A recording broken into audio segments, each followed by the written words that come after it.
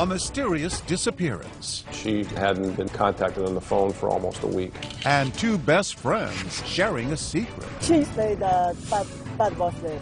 Then one tells, and the other is hell-bent on the ultimate revenge. Who would imagine a defendant tries to order up a hitman like she's ordering a pizza? Hiring a killer to get rid of the only witness. But her friend has a surprise of her own. A little bit of a beating before we got to this point. She'll have duct tape over her mouth. This hit is staged. Now who's stinging whom? Picture perfect. Plus, we spent days, months, years looking over our back. A Little League coach and the stalker terrorizing his family. You all better watch your backs. But the real shock was who wanted them out of the game. I could feel my knees starting to shake. Killing with kindness. And the best friend with looks, charm. Your hair is so beautiful. Oh, I love your dress. And a whole lot of stories. She said that her dad would give her thousands of dollars when she was sad. But there's one thing she left out. She is a professional liar and a thief. Now the chase is on to catch her before she fleeces someone else. V, you messed with the wrong girl. Best Frenemies. Welcome to 2020 on ID. I'm John Quinones. Best friends, they're supposed to be the people who sustain us. But what happens when they turn out to be our worst enemies? Coming up, 3 tales of trust and treachery, and 3 women determined to turn the tables on those who betrayed them. First, a shared secret with life-altering consequences. But when one friend decides to tell, the other one decides to get even permanently. As Matt Gutman first reported in 2015, that's only the beginning of this story. For any predator, this lush vegetation, camouflaged by murky brown water at the very end of the Florida Everglades, is exquisite terrain, especially to dispose of someone you just killed. This may look like the site of a bloody murder scene, but hold on, folks, this is not what it seems. And what is about to happen to the victim is the key to a twisted tale of betrayal and revenge. It is one of the craziest and bizarre murders I've ever studied. All right, so Augie, let's come over here. See, these guys are not from the coroner's office. They're an elite squad of Broward County Sheriff's officers called the Viper Unit. They've given 2020 unprecedented access to this elaborate sting designed to foil a murder plot against this woman, Maria Calderon, who's just become one of the walking dead. How's it feel to rise from the dead? To understand the story of this photo, start by taking a look at this photo. That's Maria back in happier times with her bosom buddy, Jacqueline Luongo. We care for each other, yes. I guess it's not so common that someone who cares for another person would want them dead. That must hurt. Yeah. Maria makes ends meet by working in a restaurant, but Jackie is having money trouble. That is, until she makes a special arrangement with this woman, Pat Vivieros, one of the countless retirees who decide to live out their golden years in the sun-drenched splendor of South Florida. She was very funny and loving. She loved animals. If you ever needed her, if you were in a jam or whatever, she would be there for you. But Pat needed help getting around. She agreed to let her friend Jackie live with her in exchange for some occasional driving. At the time, it made sense. They were friends, and besides, they both loved dogs. Pat was living off her pension and an annuity from a life insurance policy worth $50 grand. She'd swing by the local bank to pick up her regular checks, and police say when Jackie figured this out, visions of money and murder started dancing in her head. When you have no money, no apartment, no gas for your car, $50,000, in her opinion, was worth more than Pat's life. She exchanged Pat's life for $50,000. Then in August 2014, Pat Vivieros disappeared. She hadn't been contacted on the phone for almost a week. But wait, a woman matching Pat's description is later seen at this bank trying to cash Pat's most recent check. Then, for reasons still unknown, Jackie has a revealing conversation with her old friend Maria. She said that Pat Pat was dead. Pat was dead. Yes. Did you realize it was a confession when she told you? Yes. Why did Jacqueline spill the beans to Maria? She thought she could trust Maria. But if Jacqueline thinks her friend is loyal enough to help her get away with murder, she's profoundly mistaken. Instead, Maria calls the cops, telling them Jackie can be found behind the wheel of this banged-up Toyota Solara. Pretty big break. Yeah, it was. Once that tag is run, the alert's coming back to a vehicle that we're looking for, potentially somebody involved in a homicide that we need to interview. Cops, including veteran Broward County homicide detective John Curcio, head straight to Pat's garden apartment. There may have been a small struggle in the bedroom, but one of the dressers was kind of knocked off to the side, out of place, but it wasn't like there was a huge altercation. The officer, going in the closet is what found her in a garment bag, and she was in an advanced state of decomposition. Sign of strangulation, pillow? Well, her head was entirely encased in tape. Like mummified? That'd be a good description. We still don't know how many days she sat, decaying, decomposing in that closet. Think about it. She just didn't deserve it. I mean, that's just the bottom line. The coroner would officially say Pat died of asphyxiation. Jacqueline is tracked to this cheap motel and arrested. Her body, cops claim, shows signs of a struggle, as well as evidence of some criminally mediocre tattoo work. Curcio says he knows Jackie did it, and why. Hide the victim's body as long as possible and keep on accessing withdrawals from the life insurance policy. She's actually purchased a wig so that as she's attempting to cash checks, she's a blonde female rather than a brunette. Remember that bank video? Guess who? So she's impersonating the person she killed. She's impersonating the person she killed whose checks she's trying to cash. Jacqueline Luongo puts on a wig to look like Patricia. That's video the jury will certainly appreciate. New details on a disturbing discovery in Deerfield Beach. As the bizarre murder makes the local news, the sheriff's office has arrested a woman they say killed her roommate and then tried to hide her body. Jackie is charged with murder. But Jackie decides to ignore her right to remain silent. Instead, cops say that from behind the walls and concertina wire of the Broward County Jail, Jacqueline Luongo begins concocting a diabolical legal strategy. She was actively soliciting within her cell a group of people. Does anyone have anyone who could help me remove a witness? Craig Brown runs the Viper unit. He says one of their jailhouse informants has tipped them off. Jacqueline is planning another homicide. I feel like you'd want to keep that kind of thing secret. You'd be surprised. You'd think that, but you know what? There's got nothing but time, and our suspect in this case was actively seeking to anyone who would listen. Hey, do you know anyone who may be able to help me take out a witness? That witness? Who else? Jacqueline's old friend and confidant, Maria Calderon. What could possibly cause this woman to want you dead so badly? Because in her twisted mind, she thought that with no witness, there was going to be no case and she can walk out. Now the Viper unit swings into action, and the sting is on. Hello, this is a free call from an inmate at North Broward Detention Center. The informant puts Jackie on the phone. She thinks she's been hooked up with a bona fide hitman named Neil. At lunch, no less, enjoying some of South Florida's best conch chowder. Hey, Neil. Hey, how's it going? But this guy's really one of Craig's guys. That's why we can't show you his face. She said you want to call somebody?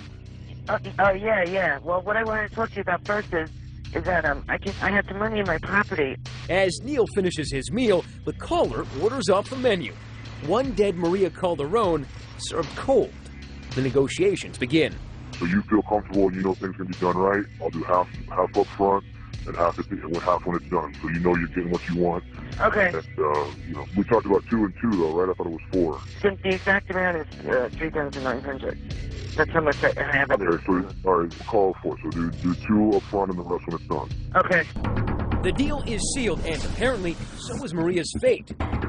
For just under $4,000, one murder coming right up. And Neil adds one final touch. When it's done, I was going to show you pictures so you know that it's done. Okay. So you're not going to see it on the news, so I'll take some pictures and you can see the pictures so you know it's done before I get the other half. The Viper unit is playing its mark like a Stradivarius. And before the music stops, Jackie will face the fake hitman, the fake lawyer and a fake corpse. Kind of a crazy thing to have to do, right? And a very real reckoning with justice. I just love it when a killer's plan all fits together. Stay with us.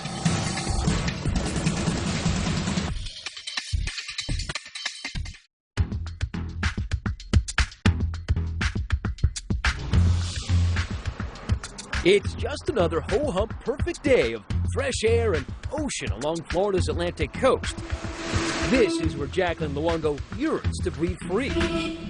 Instead, she's doing morning calisthenics inside the Broward County Jail, charged and held for the murder of her roommate Pat Vivieros, and police say her South Florida crime spree is far from over. It's all or nothing for Jacqueline. From jail, she's been trying to hire a hitman to take out the state's prime witness, her former friend, Maria Calderon. I think Jacqueline's mindset was, if I remove this witness, there's no one to keep me in jail. But the Broward County Undercover Viper Unit has hatched a plot of its own.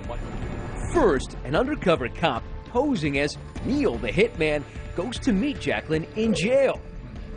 He has to be sure the dastardly plot is real. How confident were you when you were going in there that you were actually going to get her? I wasn't sure what to expect. We've spoken multiple times up to this point. She knew I was coming, so I was pretty confident that it was going to go the way that we wanted. Now, why does she have to kill the witness? Why couldn't she intimidate the witness? Have you beat her up or threaten her or do something? Initially, she talked about that, just sending a message telling the witness not to testify, and then she decided that wasn't going to work for her. She needed to do more, and she changed her mind and said that she wanted the witness completely eliminated. When I leave you here today, it'll be the last time I talk to you until it's done. Okay, so you're 100%. 200. Okay. While his undercover camera rolls, he jots down the details every hitman needs. Short brown hair, Hispanic, 200 pounds. Okay. The game is afoot. I plan on doing this Saturday night. Call me Saturday night. I'll let you know, yes, we're good. I mean, who would imagine a defendant tries to order up a hitman like she's ordering a pizza behind bars? Not knowing whether Luongo contracted other hitmen to kill Maria, the deputies move quickly. We are there the night they go to brief her on the situation, which they insisted on doing off camera. All right, so we just left Maria. What did she say? She's in, surprisingly enough. She wants to cooperate. I think she understands how serious it is, and she's going to cooperate 100%. Were you surprised? Yeah, I thought it would take a lot more convincing. To have a murder, you need a dead body. Just hours after meeting Jacqueline, I'll just tape it together like that. Our fake hitman and the Viper team have a plan to fake Maria's death, involving a swamp, duct tape, and a bullet hole. Do you want a black eye? And some bruises, or he may be on. This has got to look authentic. So the Broward Sheriff's Office hires a professional makeup artist. And you want to make it look like she has been shot, but it's not too fresh. Right, a little bit of a beating before we got to this point. Now let's do her hands. She'll have duct tape over her mouth, so she was taken from someplace else, brought here, and shot here. So is that a specific color that's just meant to be blood, or can it be used? It's called real blood. It's called real blood. It's kind of a crazy thing to have to do, right? Oh, yeah. Stage your own death. After that quick visit to Marlboro Country, we'll let Maria do the blood. Maria is ready for her close-up. So they're applying even more blood right now. The whole idea here is to make this murder for hire look as convincing as possible. And right now, I gotta say that Maria looks pretty much like a corpse. There is a gunshot wound to the temple, forehead, an exit wound on the other side, dirt on her shirt, her pants, her hands are bound, and of course she's got that duct tape on her mouth. You've staged deaths before. Yeah. Put your legs this way. Close your mouth a little more. You've staged murders before. Yeah. How do people generally react when they have to stage their own murder? We anticipate the blood draining from their face, like, oh my God, I'm shocked. I can't believe someone I know, is making an attempt on my life. And am I in any fear? Is the person in any fear? We didn't get that in this particular case. In fact, Maria seems unfazed. All right. If Jacqueline were here, what would you say to her? Looks pretty good, right? Yeah. The Viper team now has grisly photos to convince Jacqueline they've just killed a girl named Maria. This is probably what I'll show her tomorrow. But would a real hitman risk a return visit to the jail? Probably not. So Neil tells Jacqueline he needs to leave town, and he's sending this lawyer in his place. So what's going on right now is we're trying to make sure that these 2 cameras that are going to be hidden on our undercover lawyer here are not going to be too conspicuous, and that takes a little bit of work here. The goal is to get clean video and make sure that nobody else notices. Jackie ambles into the meeting nonchalantly. The lawyer makes a nervous introduction. I'm so sorry to bother you. I've been trying to track you down all day. I was on my way home. You know, I don't like doing this type of stuff, but Neil is, well, he's Neil. He wanted me to have you right now. He gives me very specific instructions. The instructions? First, review the envelope with the ghastly murder photos. Did she react at all? At first she was kind of shaky when she started reading the note. And she opened up the second, third pages, and, you know, she's kind of looking at the pictures, and she's kind of nodding her head, and just like a acknowledgement. Yeah, she definitely, yep, looks good. All right, perfect. Wow. Then sign off on them, literally. The cops want to make sure they have a case beyond any doubt. It's a way for him just to verify that you saw the pictures. Oh, okay, sure. Can you help me out with that? Yeah, sure. Oh my God, you're such a lifesaver. Look, this guy scares the out of me, so. Okay. No remorse? I mean, any emotion at all? Other than maybe relief. She's not upset about a person losing their life one bit. Alright, so I wrote her name on all the pages. No visible signs of being upset at all. I think that's what's most shocking, is that she looked at those pictures, which are totally grisly and gory, right? A person who was shot in the head being held by her hair. It didn't blanch, didn't stumble. This is someone who you had a relationship with, you were close with. And to have no effect, you know, whatsoever, I think it really shows the mindset of the criminal. It says, I really don't care about anyone else. I'm just worried about my freedom and trying to beat my charge. Hello? Jackie. Afterwards, Jackie even calls her hitman to thank him for a job well done. Hey, how's it going? How did it go? Did he show you the pictures? It was good. Yeah, I saw what he showed me, and everything looked good. Okay, are you happy? Yeah, 100%. Okay. I'm more satisfied customer. When Luongo calls the hitman from the jail to tell him what a great job he did, it's like she's giving him a review on Yelp. Jackie is positive that with Maria gone, she'll beat the rap. You think that's going to help? Oh, yeah, definitely, yeah, because that was the only person that was going to say anything. Okay. All right. Well, if you're happy, I'm happy. I'm definitely happy. But surprise, surprise, just 2 weeks later, Jackie is slapped with new attempted murder charges. Solicitation to commit murder and tampering with a witness. Combined with her previous charge in the murder of Pat Vivieros, if convicted, Jackie is facing the death penalty. She declined 2020's request for an interview. Maybe after getting bitten by the Viper unit, she's decided she's done enough talking for now. When you put 12 in the box, this case it's like tied up with a bow and sitting on top of the Christmas tree, for Pete's sake, for the prosecution to just take down and hand to the jury. It is extremely rare to be handed a case like this on a silver platter. As of 2015, Jacqueline Luongo is still awaiting trial for both the murder of Pat Vivieros and the attempted murder of Maria Calderon. She has pled not guilty to all charges. When we come back, a family terrorized by anonymous letters. We spent days, months, years looking over our backs. And the uneasy feeling the stalker is someone they know. I know where your wife goes every day. I know where your daughter goes to dance school. I was afraid. Stay with us.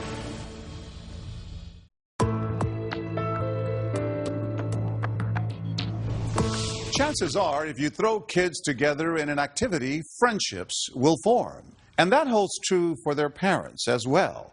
But as Deborah Roberts first reported in 2014, for the family of one Little League player, the gift of friendship masked a sinister plan.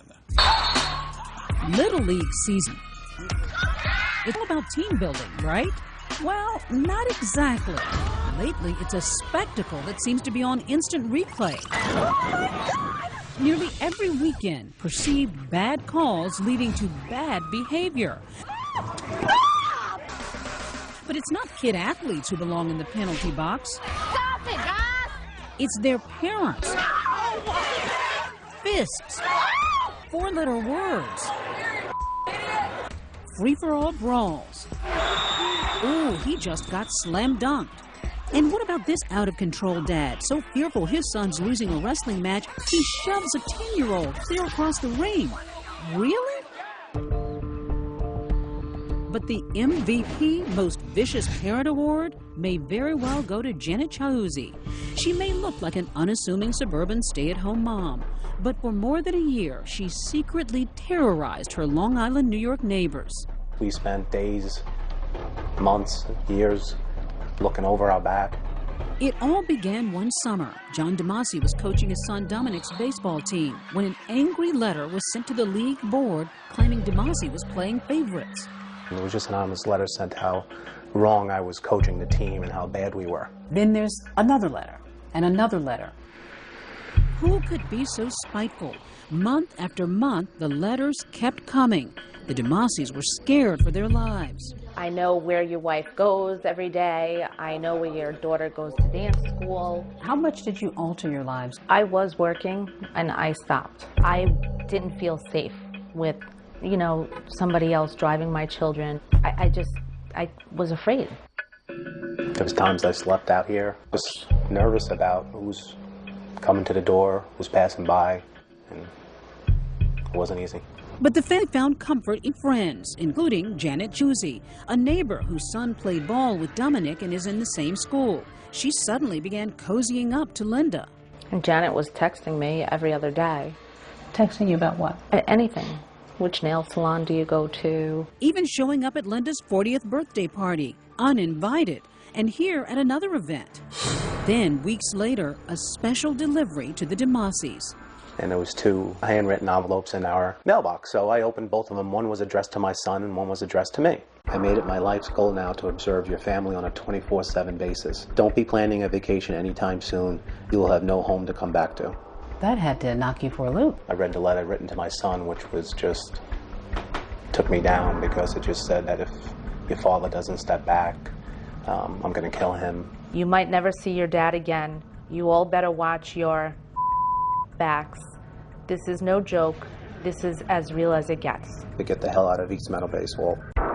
That's to a 10-year-old child. Could you believe that this is stemming from Little League baseball? A death threat? No, I couldn't. But it did. Batten down the hatches, lock up, call the police. This is at a next level. How frightened were your children? We sat him down and explained it. His initial reaction was to put down his glove and his bat and said, "You know what, Dad, I don't need to play baseball anymore." Yet the DeMasis refused to give in to their tormentors' demands. John remained the coach, a terrified Dominic still on the team. I was definitely nervous, and when I got up to bat, I felt like someone was always watching me. It definitely made the game more nerve-wracking and harder to deal with. As the frightened family struggled to go on, Nassau County Police were sifting through the baseball parent list, looking for anyone who had an axe to grind. And they gradually began focusing on one key piece of evidence, those envelopes that contain the hateful letters. I mean, if you just look at the town and the zip code on every single envelope, you could see that they're all the same handwriting. And another slip-up, the stamps were all identical. That made it apparent that we were dealing with the same person on each occasion. But who? Turns out investigators were zeroing in on a parent no one would suspect, that new friend, Janet Chiuzzi. Some of the content in the letters showed that this person had some intimate knowledge of the family's background. And that's what ultimately led us to Miss Chiuzzi. But to nail her, police needed a copy of her signature. So Linda DeMasi hatches a plot to trick Chiuzzi into giving her one. Linda has her 7-year-old daughter collect addresses for a fake fundraiser. Chiuzzi takes the bait. The way she wrote East Meadow, it was a certain way, and I could feel my knees starting to shake as I was standing there, and I couldn't believe it. A chilling discovery. Linda knows beyond a doubt that her so-called good friend was harboring some bad blood. So suddenly you knew that Janet Chiuzzi was behind it. It was like a wave just came over us. 48 hours later, police matched the samples. They had their woman. New this half hour, a Long Island mother arrested, accused of bad behavior. Janet Chiuzzi was arrested, charged with stalking the DeMasi family. And she made a full admission to her authoring all the letters and making these malicious accusations. But what could lead a parent to threaten to kill another? Chiuzzi told police she was angry because John, as coach, didn't choose her son for the Little League travel team. She pled guilty and was sentenced to 60 days in jail and ordered to stay away from Dominic DeMasi. In a statement, her attorney says his client was genuinely remorseful and recognized the seriousness of her crimes. For the DeMasis, justice. But what they didn't get was an apology. I wish that as a mother she could look at me and say, I'm sorry. I'm sorry I did this.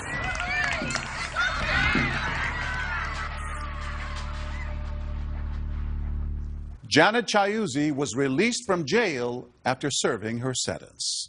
Up next, BFFs. They party together, shop together, share everything. She told me that her mom had just died. But this friend was sharing a lot more than she knew.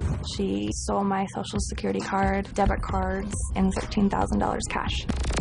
Setting out to catch a thief. When we come back.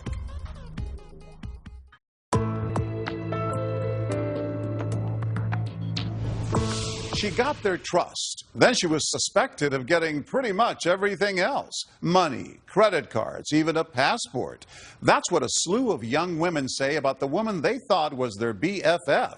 In 2014, Chris Connolly followed her on the run over months and thousands of miles, leading some to ask, with friends like these, who needs enemies? Can we just pretend? Seems like few could set it off in a club like 24-year-old Vichka Lee. To be more than just friends. Over the top for everything. Rocking a micro mini with looks to thrill. A lot of crop tops, tight pants, sexy. The woman who called herself V enjoyed life on the dance floor. She loved dancing, drinking. At hotspots in and around Portland, Oregon. She likes attention. She liked to stir stuff up, right? Yeah. V's relentlessly over-the-top attitude had its offbeat appeal for young women like Sonia. I mean, I didn't even know the girl, and it was like, oh my god, I love you. We need to hang out again. For Leilani. She uses her cuteness to make friends and boyfriends. And for 22-year-old Taylor Nunes. This aspiring pastry chef says that at the start of their 4-month friendship, V was sweet as pie. Your hair is so beautiful. Oh, I love your dress. Oh, your skin is so nice. Okay, that's like a lot of compliments. Away from the bright lights and loud music, Taylor and others would come to suspect that V was a serial identity thief and that she and her famous duck face liked to stick her pals with the bill. She was really good at telling her lies. She's a professional liar and a thief. Despite early misgivings, Taylor became pals with V, who had money to take her shopping. She'd even consoled Taylor after the death of her beloved Chihuahua, Leopold. After that, she was constantly there for me, and so I thought I could trust her. Before long, V had picked out an apartment for the two of them to share. So obviously both your names are on the lease because you were renting it together. Should have been. She doesn't have rental history, so her name couldn't be on the lease. That's what she told you. That's what she told me. Pretty soon, strange things started happening. $400 in unfamiliar charges turned up on Taylor's credit card. Then on a shopping run, V flashed some big-time cash. And she was buying like $2,000 worth of bedroom and house stuff, and she was going through her wallet, and there was so much money in there. Only 24 hours later, when Taylor checked her bedroom for the money, did she have an idea where V had gotten all that cash? She stole my Social Security card, debit cards, and stole $13,000 cash. So right in front of you, yeah. She was buying stuff with the money she'd stole from you 24 hours before? Yeah, I knew that it was her who had to have taken it. This is my bedroom. When Taylor took us to the scene of the alleged crime, her feelings of violation and betrayal were still vivid. I was so distraught, I couldn't even stand on my own 2 feet. I felt like my whole world was falling apart. Along with Taylor's life savings, something small but precious to her was also missing. My really expensive hair straightener, and she'd been the only person in my room. Why aren't you telling her to get her behind out of your apartment toot sweet? I was so overwhelmed. I didn't know what to do, what to say. I was a mess. I was in tears. I was crying so hard, and she was trying to convince me that the previous tenant could have still had the key and they could have come into the apartment and gone through my belongings. Like, most fabricated stories ever. But I was so distraught, and this was supposed to be my best friend. In days, V had gone from best friend to frenemy deluxe. Now she was gone, period. She said she was going to go to LA for a week. That was 3 months ago, and still no V. Why do you think out of all your friends in your circle, she picked you? Because I'm gullible. I'm not very good at hiding my vulnerability, and I believe that she preyed on that. She took advantage of your good qualities. Yeah. How does it make you feel? Pretty awful. Like, it doesn't necessarily pay off to be nice. 16.6 million Americans were victims of identity fraud in 2012, and only 9% got the police involved. But Taylor did. Do you think V qualifies as a frenemy? Yeah, she's absolutely a frenemy, because she is your friend and then absolutely your enemy. In addition to the cash she took from Taylor, she also stole Taylor's credit card. Detective Patrick Altier picked up Taylor's case, spearheading the investigation into V's activities. His check of open cases showed that this wasn't the first time V had been accused of putting her pals through the spin cycle. She sought out a certain type of person, became friends with that person, and then would victimize them a little bit over time before doing something to cause her to cut ties with that person and leave. We were best friends. We hung out every single day. 25-year-old Leilani Gutierrez says she and V were also BFFs once. Not for months, for years. She was even a guest at her wedding. She was very bubbly and very positive all the time. Anytime you had a problem, she was always there to listen, and, she'd always, answer your phone, always be there. You tell her, something is wrong. She'd always come over to your house. Then something snapped. After 6 years of friendship, V blew it all in one 36-hour spree, swiping Leilani's passport and credit card, she says, after they'd gone shopping together, and then going buck wild with it on her own. Some clubs, cab rides. She tried to buy airline tickets. On your credit card? Yeah, 13 airline tickets. Did you ever blame yourself? Did you ever think, oh, I shouldn't have left that out, or oh, I shouldn't have? Well, why should I blame myself? It's not my fault she's a thief. I mean, maybe I should have, been suspicious of my own friend, but then that wouldn't have made me a very good friend either. Have you spoken to her since? Nope. 23-year-old Sonia Cecil remembers V laying it on with a trowel. She was rich. She was studying pediatrics. She had basketball star Jeremy Lin reading her biblical verses. She's actually telling you these things. Yes, and I really hope it's not true. He knows better than that. When Sonia couldn't find another roommate, V moved in. The rent? Yeah, about that. V ditched months later, leaving $3,600 unpaid. What happened to that friendship? When you think that your friend is lying to you for an extended period of time, it just dissolves. This is all of her bedding. To help track down her former friend, Taylor went from victim to crime fighter. At Detective Altier's request, even getting V on the phone. Taylor was an amazing person to work with as far as victims go. Taylor confronted V about the credit card. She admitted to everything for that. But when Taylor couldn't lure V back to the apartment where she'd be arrested, she went public, like for this report on local news in Portland. Deputies need your help finding a young woman who weasels her way into friendships just to steal thousands of dollars. I don't ever want anyone else to feel what I had to feel. She stole my trust. She broke me. She could be doing this right now. Probably is. It needs to stop. With V on the run, we brought these three women together, now united in their crusade against V. But even with the law on her trail, V couldn't stop Instagramming her whereabouts and her crop-topped, cut-off physique. This is her at the Hollywood sign. How about this picture from Las Vegas?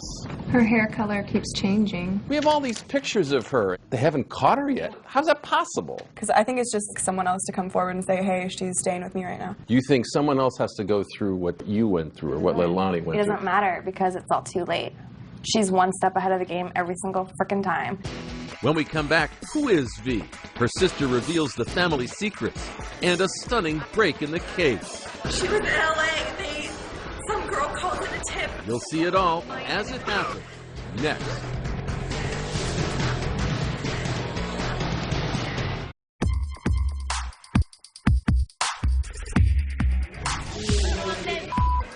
Scenes from a life on the lam. Vishka Lee, known as V, flashing dance moves and poses from Vegas to LA on Instagram, to a host of one-time pals from Portland whom she'd allegedly ripped off for tens of thousands in cash, trips, and luxury goods. Happy Halloween, suckers! I stayed home on Halloween because I was too upset because of her. Because I couldn't face going out because I hate her so much. Taylor Nunes says she lost everything to V, from her $13,000 in life savings to her $200 hair straightener. But Taylor fought back, setting up a Facebook page dedicated to finding V and getting Detective Patrick Altier to look for V in Portland, Las Vegas, even Los Angeles. Sonia Cecil felt certain V's last dance was drawing near. We're gonna find her. Where can she run and hide? Come on. You got this. You're the reason she's gonna get caught. So when she's in jail, you can go visit her and just laugh in her face. V spinning a web of lies large and small. She said that her dad would give her thousands of dollars when she was sad. She told me that her mom had just died of breast cancer. So who was the real V Lee? This person had the answers. V's estranged older sister, Marie Lee, who can recall the horrors she saw before her family fled war-ravaged Cambodia. Maybe she's not endured life like I am, where witness death in front of you. And V, she never saw these things. No. V's parents struggled to succeed doing farm work and wanted their daughters to live the American dream. For V, her sister says, it was more like American hustle. I don't think she wants to work. Maybe she expects to just people hand her stuff because she was spoiled. Sweet-faced as a youngster, V never graduated high school, Marie says. She skipped school a lot. I told her, you know, if you're not going to school, you're gonna have to work hard like me. Marie, what would she say when you told those things to her? She just brushed it off. It's more like, oh, whatever, it's none of your business. You're just my sister, you're not my mom. So for me, I just have to back off. Still, when V told her sister she was having boyfriend issues, Marie took her in, offering room and board in exchange for some nanny work. But then, one night, when Marie and her husband went to check their hidden lockbox, to their horror, they discovered $10,000 they had saved was missing. My husband screamed from upstairs. He's like, money's gone. My heart just dropped. So I said, did you take my money? Sure, she denied. I said, who else have access to my room but you? Did she stay in your house after that? No, she never come back. If you can't trust your sister. Yeah, can't trust anybody. Now V is on the run. Wanted in 2 Oregon counties for forgery and identity theft. V deletes her social media accounts. Location unknown. On the evening of November 12th, Taylor feels certain that V will hit some big city clubs for her birthday the following night.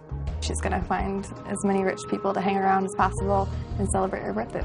Yet at that same moment, 1,000 miles to the south in Los Angeles, V's newest friends, Jamie Charon and Margot Valet, have grown suspicious of the club-hopping, money-mooching, teller of tall tales young woman who's been crashing on Jamie's couch. When they Google her name, the women are flabbergasted by what they find. There's Facebook pages that are dedicated to finding her, Twitter accounts. Immediately, I look at Jamie and I said, this girl is psycho. Like, there's something wrong with her completely. So we called the cops.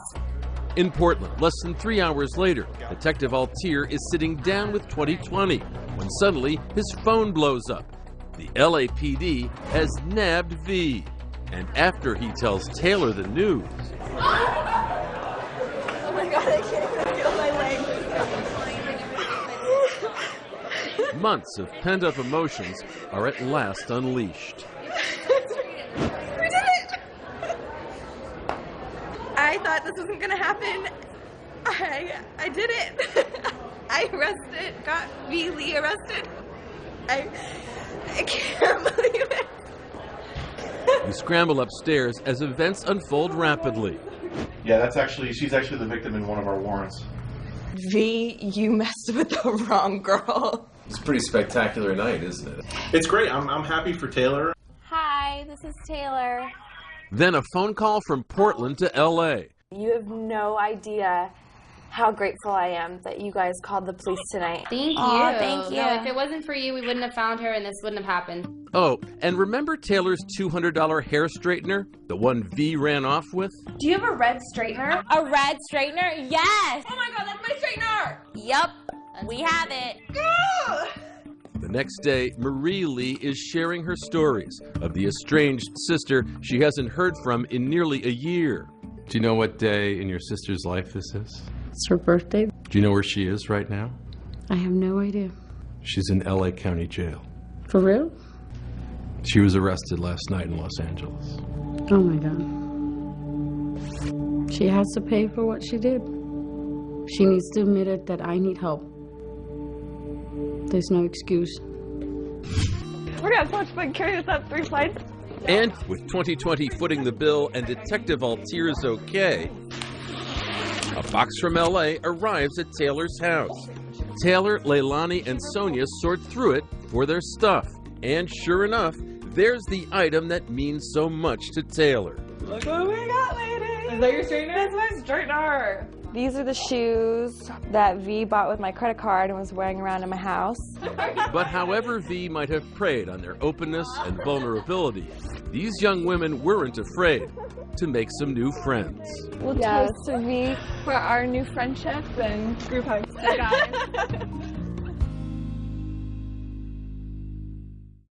As part of a plea deal with prosecutors in Oregon, Vichka Lee pled guilty to 1 count of first-degree theft and 2 counts of identity theft relating to her interactions with Taylor and Leilani. She was sentenced to 6 months in jail in order to pay restitution in those cases. Authorities say that as of 2015, no other alleged victims have come forward and no other charges have been filed. Taylor and Leilani, meanwhile, remain close friends. Taylor reports she's more cautious these days, but has moved on with her life. And she says, I put a smile on my face and put my high heels forward. I'm John Quinones. Please join us next time for another edition of 2020 on ID.